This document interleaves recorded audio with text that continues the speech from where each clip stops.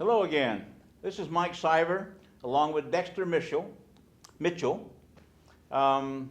No Fences. Today we're going to talk about change. And as we know, we watch what's going on in the communities today. There's so many young people today that aren't focused, they're not driven, and they're not directed. And at some point, we want to figure out how we can maybe help them do that.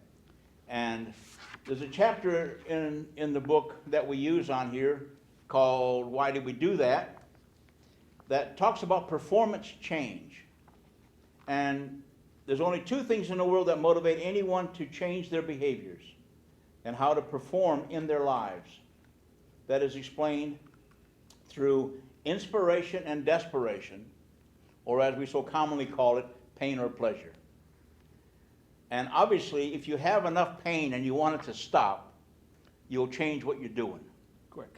So, Mike, one of those is I have a philosophy, and it's sort of long, but people get it once you say it. People don't change until the pain to change is less than the pain to remain the same, which basically means you're going to keep doing what you're going to keep doing so long as it's comfortable, so long as it's meaningful for you, and then you know you need to change.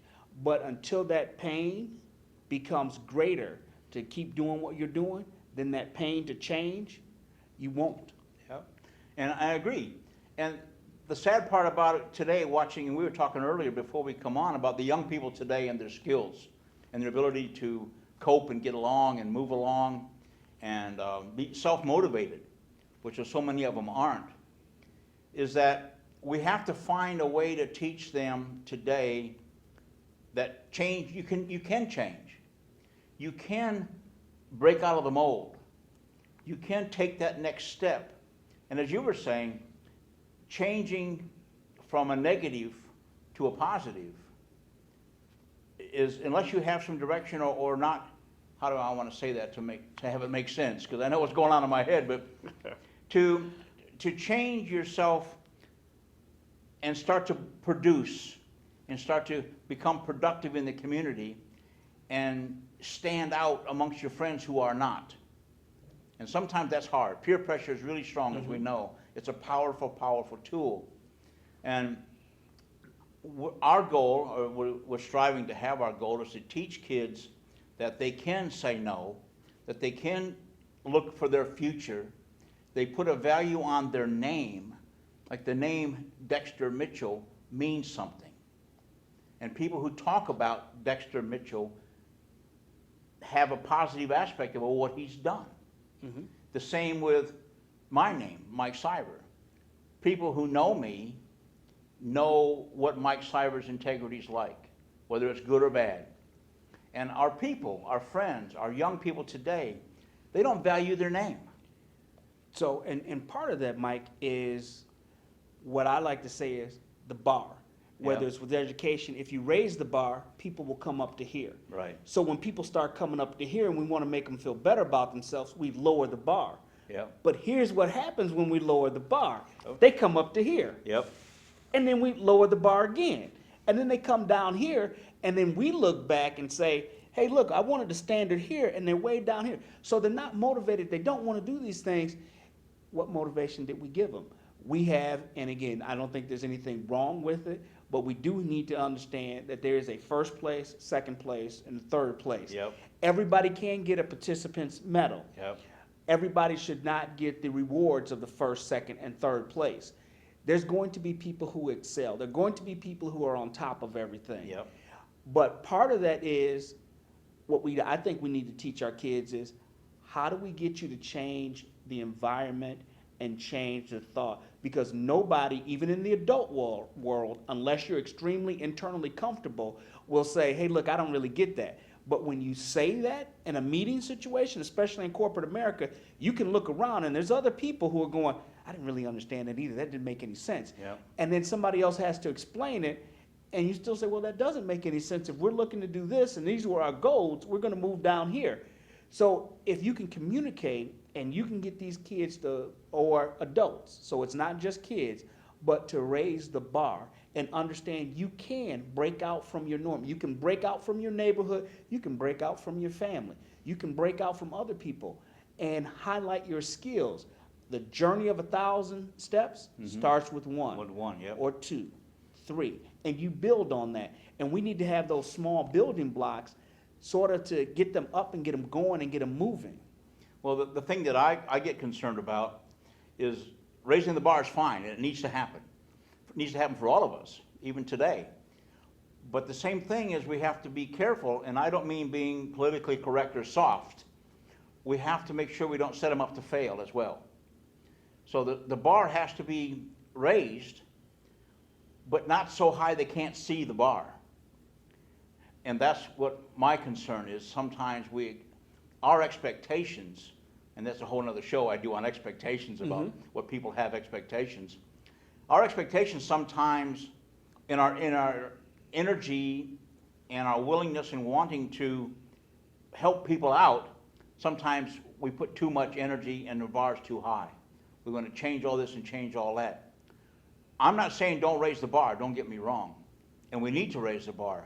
But when they get close to the bar, we got to raise it again. And they need to know that. Communication is the key. When they reach a certain level, we have to tell them, okay, when you reach this level, the bar is going to get raised again. And you need to understand that and get ready for that. We got about 30 seconds left on this. And so part of that is, and it's biblical for me, is that God will not give you more than you can handle. Right. And for everybody who's been under pressure and God gave them something, you're going, I don't know what you see, but I can't handle this. Yep. And he says he does. He's giving you everything that you need to succeed. So part of that, even in this 30 seconds, so let's go to this. If you're doing basketball and you tighten up the rim, but they can see the rim, when they take off that restriction, they score more points. Yep. When you're a golfer, you put a tee down and you learn to hit the tee. All right, we're going on to the next show.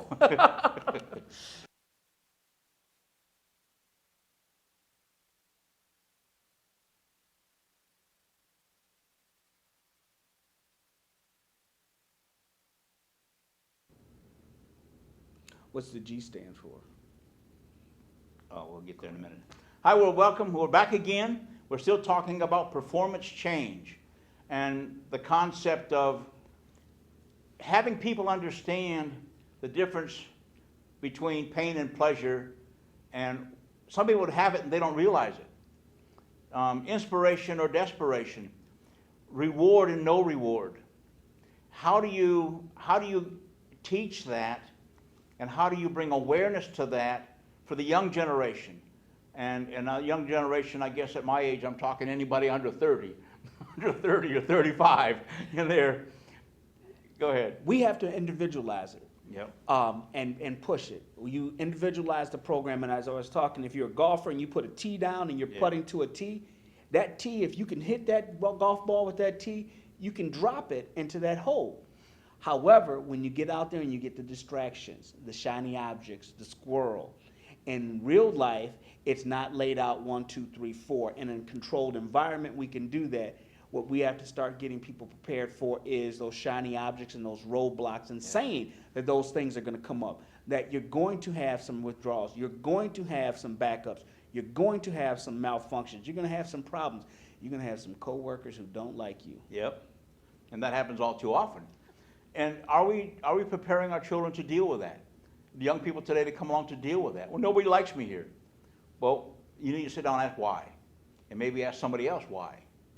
And maybe that's just your opinion, and they all like you, but you just don't think they like you. And our perception on how we do things sometimes gets distorted as well.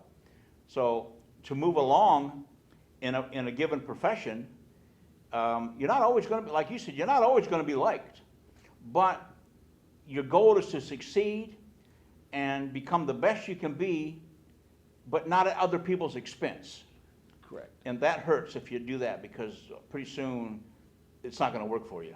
So when we use terms like the best, what is the best? Are you better than you were yesterday? That's the so key. My best yesterday is not going to be my best today.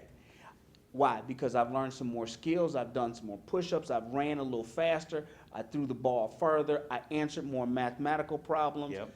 I used to do 2 + 2 was 4, now I'm doing multiplication, division. As you start to learn more, putting that into action, putting that step out there. And that's part of it, that we have to individualize the program as it comes out, so we can put everybody into a program and then funnel it out, because everybody's going to hear something different. Yeah, and this is not an easy thing to solve. We're sitting here talking about it, but individualizing is great, and it needs to be within a certain level. But at the same time, we have to learn about becoming a team player, to work together with people, to achieve a common goal.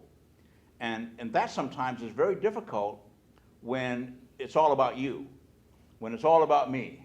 Well, I'm here because I'm the best, and that's tough. It is. Well, you know, they always say there's no I in team. Yep. But there's a me in there. Yep. And so if me, I am part of the team. Yep. What am I contributing to the team? Two of my favorite stories, but one of them is a young high school freshman who got cut from his basketball team. And he got cut, and he said, you know what? I'm going to be better. And even as of, was it last night's game? Michael Jordan's name was mentioned, even while you've got Steph Curry and LeBron James out there. Yep. Michael Jordan was cut from that team, Yep. but he came back and he made himself better and better. So that defeat, he didn't go and squeak into a corner and crush himself. He went out there and did layups and did shots and did spectacular things that we still talk about today, and he's been retired 15 years. Long time. Long time. Well, that's the part we get to with the kids today. And we use Michael Jordan again for an example. Getting cut from a team to a lot of kids is a total, I'm done, I'm defeated, I'm finished, I quit. To some kids, it's a challenge. Where do we find, how do we get there? And how do we find the kids that quit, or the young adults that quit, and the ones that move on? What were they taught different in their homes? And I bring it back to the home for the basic problem-solving skills that we have as children and individuals. How do we find the common ground here to have everybody take it as a challenge? It's the scotoma factor. It's the lock on, lock out, where they locked on to, I'm a loser, I'm nothing. Yeah. You know what, your daddy wasn't anything, you're not anything. That second favorite story was, you know, there's a young man who everybody said, you're not worth anything. You're not even worth $1. You're not worth 50 cents. And he took that as his name. I think he owns Vitamin Water now. He's got a lot of gold, platinum records. He's been in multiple movies. 50 Cent. Right. I mean, so how did you get that? You come from an inner city. You come from sleeping on the floor. You come from 6 people in one room. But do you have a core strength, a core value? And how do we buff up those diamonds that are in the rough? Because there's a lot of diamonds out there. How do we knock off those years of depression, those years of self-doubt, those years of, hey, look, you can't do this, you can't do that. And that's when we get you to there. And if we recognize we have a problem, that's the first start. That's the PPS, problem, plan, solution. If the solution doesn't work, rethink the plan, because the problem is still there. Yeah. And, you know, I don't know how many times people have actually interviewed these people we're talking about, the stars that, the popular people today, like a friend of mine, the boxer, because he didn't win every fight. He got knocked on his butt a couple times, more than a couple times, ended up becoming a world heavyweight. Where does that come from? And do we follow these guys backwards and interview them back to find out at what point in their youth or their infancy, in their childhood, did that penny drop, that idea come in there that I'm going to become something? More than just a kid on the street or working in the factory. It's those opportunities that come in. So there's a retired football player now. We're out of time. Oh, We're out of time here, so we're going to carry this on to the next show. We got about 30, not even 30 seconds, about 10 seconds left. So we'll be back soon.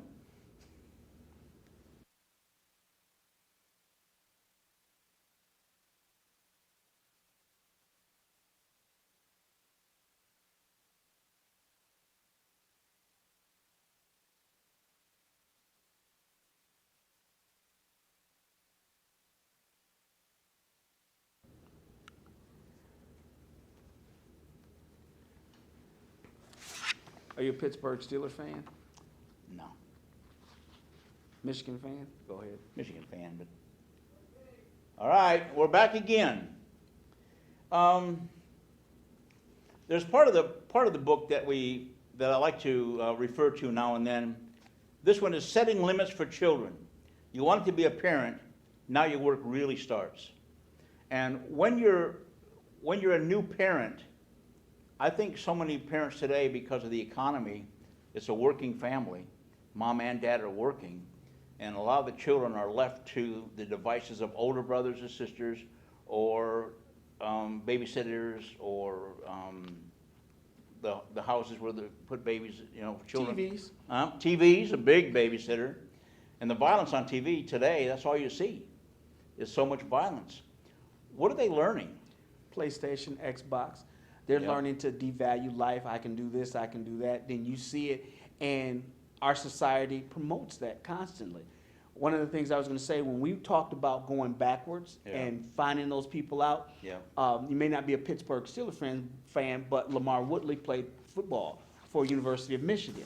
He came out of my home area. Right. Lamar Woodley's father was a police officer for the township I worked at. So Lamar actually worked out constantly. On the off season, he was shooting basketball, he was running laps, he was lifting weights, he worked out like a champion. Guess what?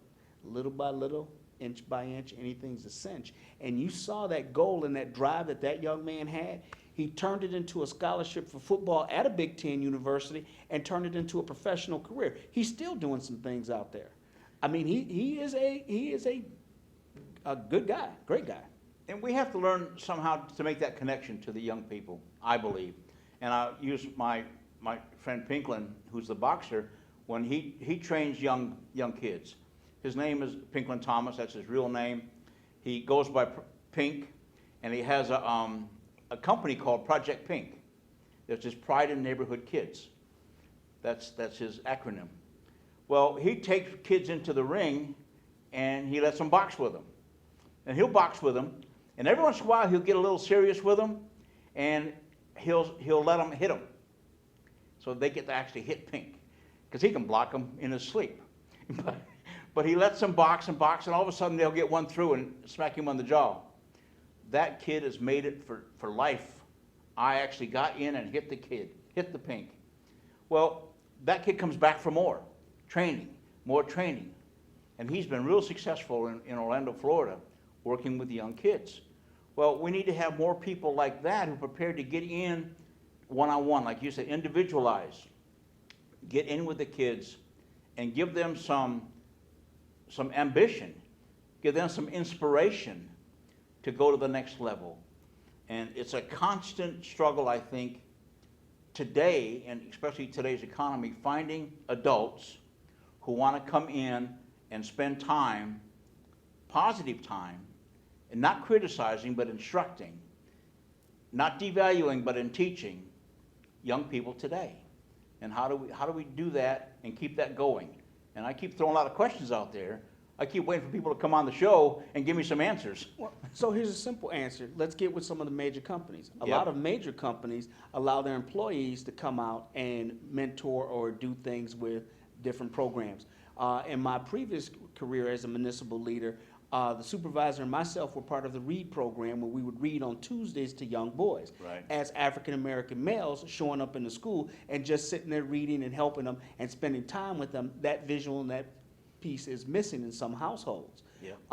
But it's also missing in some of the educational pieces where that's there. So how much focus is it going to be? And I'm not saying that women cannot teach young men how to do anything, so let's put the brakes on that. Right. But having a male role model in there, having people work with them, so we can tap into other built facilities to make sure that people can do it, because skilled professionals then allows people to visually see what they can go to. Because are there doctors in the neighborhood? Are there attorneys in the neighborhood? Are there plumbers? Are there contractors? And a contractor makes a doggone good, decent living. Yep. A plumber makes a good living. They may make jokes about plumbers crack, but I'm gonna tell you Yeah. what, that bank is not cracking. Nope, Their nope. bank account's pretty thick. Because when I had to call them, I paid them a pretty penny. Yep. Or the heating and cooling guy who has to come out to do those things. Yep. Plus, don't forget, working with your hand and putting things together gives you a sense of pride of accomplishment. And that's where, once we get them and we reach them, we have to tune into their needs and then start knocking off those rough edges. because some of them will come at you with attitude, built up attitude, and not thinking that you don't understand where they come from because they see you today. Yep. Well, we've been talking, we talked earlier before the show started about some programs we're talking about, and we're going to keep talking about those. But like you're saying, the corporations, the people out there that have a means of support one way or the other, it may not be physical to come in there, maybe it's financial. Maybe like some of them, the large big box stores can provide people to help. We've got some plans, we've got some stuff in the works we're trying to work on to bring awareness. And you and I talked about carpentry.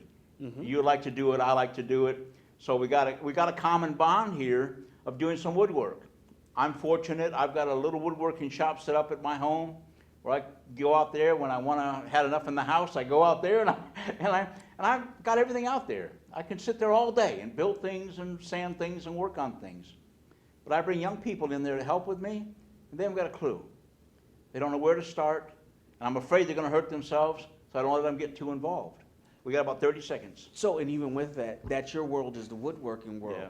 And they have an entire intricate world that they can do. And part of that is, if we set you down in front of an Xbox, would you know how to work it? Probably not. Probably not. Yep. And that's the foreign concept. They don't know how to work the woodwork, but you don't know how to work the Xbox. Now, me and my son play against each other. We can go out in real time and play basketball, but when we play in the Xbox, I'm losing. It just depends on by how many. I'm not I can. However, he's got me beat with the joysticks and all that. I came out of the Atari era. Well, there are things, obviously, that I'm from the generation that I haven't kept up with everything. All right, next show coming up.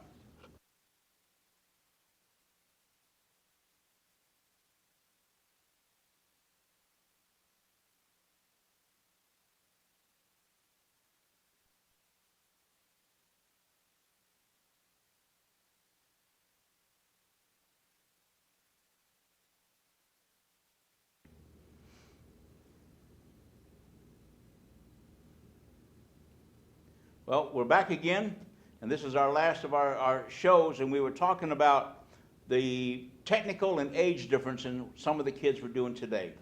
I mean, they're obviously a lot smarter at some of these games than I'll ever be. First of all, I'm not interested, and that I got to say straight up. I don't mind playing with it a little bit, but it's not something I value to get good at. Is that a detriment to me? Possibly, because then I've reduced the communication with them. I've limited myself to my ability to communicate with them, and I fully understand that. So I have to find another way to communicate with them. Give them something to do or a task to do that they're maybe on the verge, on the edge of knowing, and maybe open that door up a little bit. Maybe it's telling stories or talking to them about all the different things I've been fortunate enough to do in my life, and find something that triggers their interest. Then I can open the door and talk to them about that. And I'm quite willing to sit down and get my butt beat at Xbox if they want to let me do it. But I might even beat them. And so that's what I mean. Where's that common ground that we can find a bond? We found a bond with woodworking, but we have to find a bond with them as well. Yep. And that bond sometimes is, let's play Xbox. All right, let's play ping pong. But they are good at those things, and in their world, they've created an entire value system. A true value system is sneakers now. I took them as tennis shoes. Now they're sneakers, and you can buy used sneakers, especially Air Force Ones or the Jordans or the any of the other, the LeBron James. They trade tennis shoes now. Back in my day, you were lucky to have a good set of Magic Johnson shoes or Chuck Taylors. Now you buy these shoes, you wear them, and some people don't even wear them. I don't understand that value system, but they have a value system. So we have to tap into that.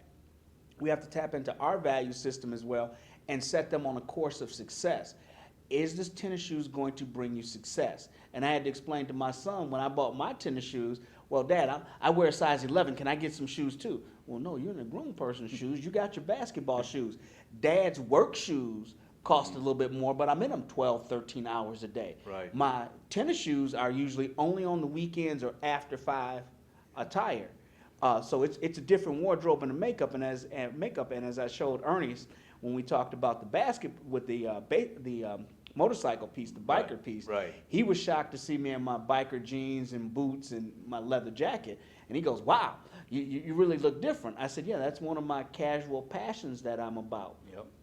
Well, you know, the whole, you and I both know, and I'm probably aware of it a lot more than you are, because technology is growing so fast.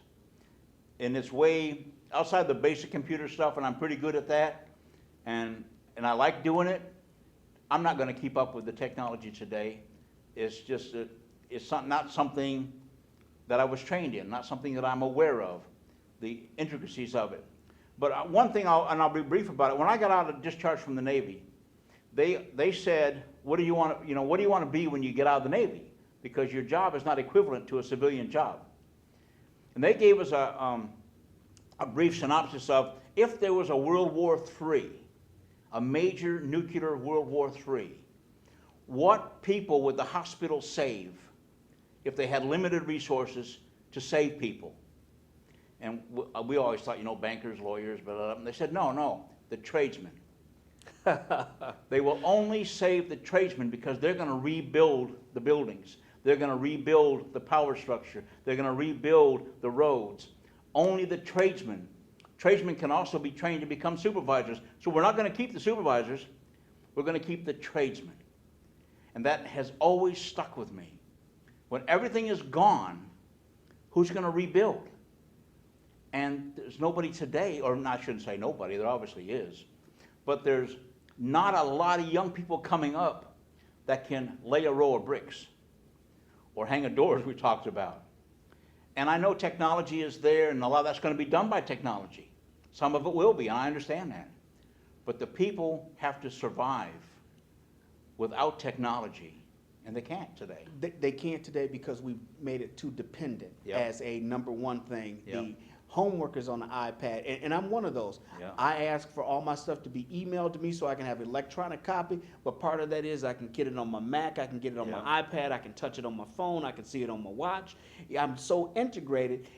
However, I came up where you had to know your mathematical equations. You had to do math. Yep.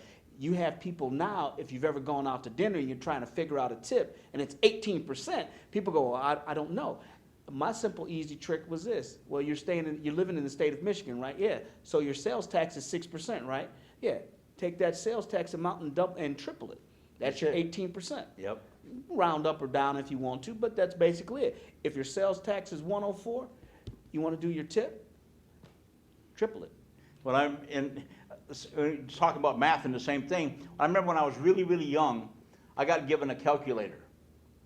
And I thought, because I'm horrible in math. I thought, this is my savior. This is going to save me. So I took it to school. First thing the teacher did was take it away and gave me a problem because I was cheating. Yes. All the kids didn't have calculators but me. I was cheating. Now you can't get along without one. You can't get along without one. And by the way, the answer to that would have been 312. I just want to make sure people know.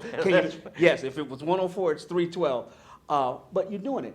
How do you do it? You got to keep drilling it in. And again, that goes back to the original show of raising that bar. Yep. Even though the school allows you to use a calculator, let's take that away. And I did that with my son on his math.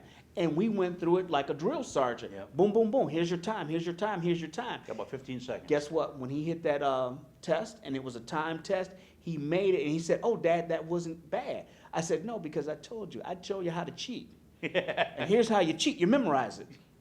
Well, I think we've had a great time. I enjoyed our conversation. We're looking for people to come on the show if they want to come on and maybe give us some more problems or give us some answers that we can start working with young people today and encourage their growing and maturing.